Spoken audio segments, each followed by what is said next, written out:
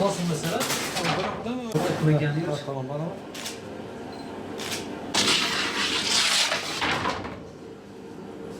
Şu anda fırıncılar şu anda fırıncı işi. Ben de su içemiyorum. Hadi o su içsin.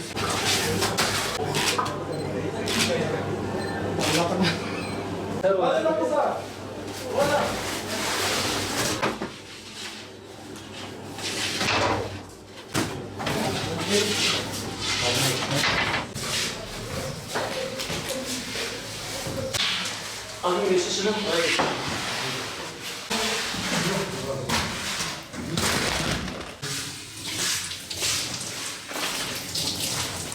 Biz burada bu mesleği yaklaşık 20 yıldır yapıyoruz. Yani fırıncılık özellikle bizim bölgemizde sıcak aylarda oluyor. Yani bu aylar sıcak. Şu anki zaten 40 dereceye yakın bir sıcaklık var. Bunlar daha da yükseliyor. Yani dediğim gibi fırın sıcak yani. Fırın sıcaklığı ne kadar? Şu anda ortalama bir 300 derece falan var yani 300 derece. Çalışmak zorundayız. O ekmeği çıkarmak zorundayız yani. Sonuçta bu meslekteyiz, yapmak zorundayız. Valla günde 5 lira 10 litre arası su tüketiyoruz evet. O da yapmak zorundayız yani. Sonuçta mesleğimiz budur. Yani ekmeğimiz bundan çıkıyor. Yazlarda daha zor. Daha sıcaklıktan dolayı biraz zor oluyor. Öyle yani. Odur yani mesleğimiz budur yani. Allah bizi buna nasip etmiş bu şekilde yani. Çocuklarımın rızkıdır, kendi rızkımızdır. Ailemize bu şekilde bakıyoruz yani öyle. Ve şimdi size anlatacağım şu, tabii ki Batman'ın sıcaklığını biliyorsunuz. Batman'ın sıcaklığı bildiğimiz bizim doğunun başka şehirlerine benzemiyor. Biraz daha farklıdır, daha çok sıcak. Hele fırıncılık hayatımız biliyorsunuz daha sıcak oluyor. Fırının içinde en az 250 derece sıcaklık var.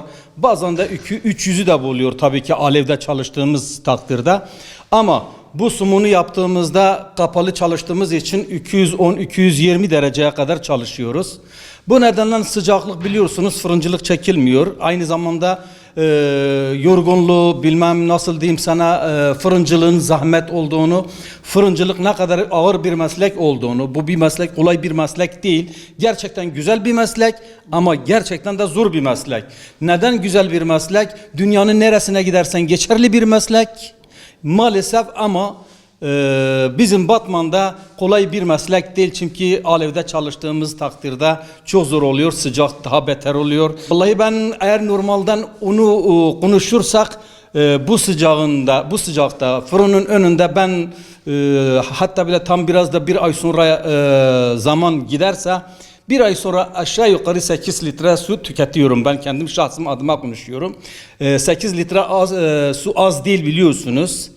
8 litre su tükettiğiniz zaman vücut tamamıyla ıslanıyor biliyorsunuz.